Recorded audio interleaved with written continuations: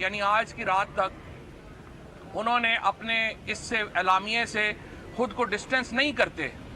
जिन वज़रा ने ये इस एलामिये में हिस्सा लिया, अगर आज रात तक वो अपने आप को इस एलामिये से अलग नहीं करते तो इन तमाम वज़रा के ख़िलाफ़ हम आर्टिकल 63A के तहत रेफरेंस भिजवा रहे हैं इलेक्शन कमीशन ऑफ पाकिस्तान को कि इनको डी-सीट किया जाए, क्योंकि ये आर्टिकल 2A, आर्टिकल 68 और आइन की जो बुनियादी शिकें हैं उनकी उन्होंने खिलाफ वर्जी की है।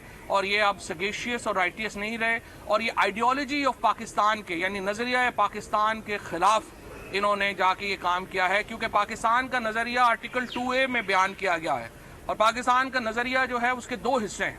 पहला हिस्सा ये है कि sovereignty belongs to Allah almighty, यानी जो पाकिस्तान में मुक़्तदर आला है, इक़्तिदार आला है, वो अल्लाह ताला की ज़ात है और उसके जो इख्तियारात हैं वो chosen representative of people of Pakistan इस्तेमाल करेंगे, मुंतखब लोग इस्तेमाल करेंगे। और जिन लोगों ने सुप्रीम कोर्ट के इस फैसले को रद्द किया है उन्होंने नज़रिया पाकिस्तान की खिलाफ वर्जी की है, लिहाजा उनको डी-सीट किया जाए। इसके साथ साथ हमने मुस्लिम लीग नून की जो बहैसियत पार्टी रजिस्ट्रेशन मनसूखी के लिए ILF जो है वो रेफरेंस मूव करेगी, क्योंकि एक कन्विक्टेड मुजरम नवाज शरीफ इस पार्टी को अमलन चला रहा है लंदन से बैठ के। और कल भी आपने देखा है कि 3 जजेस के खिलाफ कहा गया कि रेफरेंस फाइल कर दें, नवाज शरीफ की तरफ से कहा गया फैसले के ऊपर।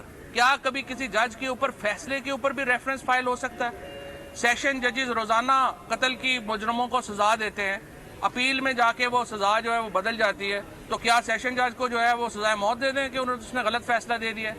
ये एक बुनियादी चीज़ है और इन बेवकूफ़ लोगों को इतनी भी अकल समझ नहीं है कि कभी किसी फैसले के ऊपर किसी जज के ऊपर जो है रेफरेंस दायर नहीं किया जा सकता।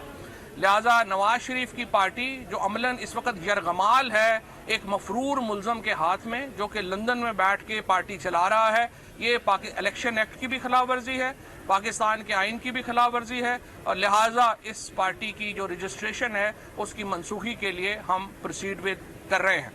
तीसरी बात यह है कि सुप्रीम कोर्ट ने जो अपने हुक्म में टाइमलाइंस दी हैं उन टाइमलाइंस को एडहेयर किया जाएगा, उन टाइमलाइंस के मुताबिक काम किया जाएगा।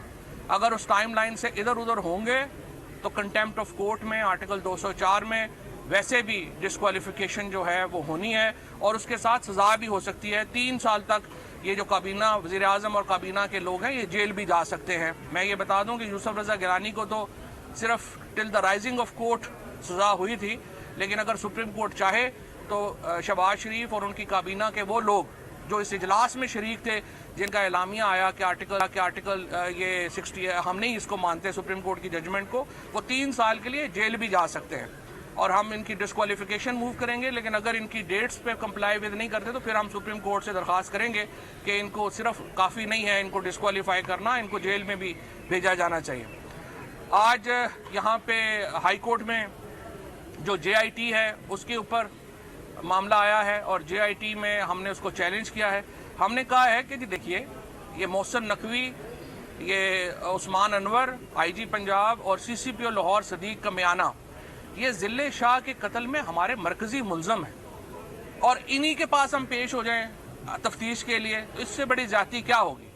और उसके साथ साथ ये जो JIT है इसको कैबिनेट ने मंजूरी भी नहीं दी हुई, लिहाजा सेक्शन 19 जो है इसका। लाहौर में रहनुमा PTI फवाद चौधरी मीडिया से गुफ्तगू कर रहे हैं।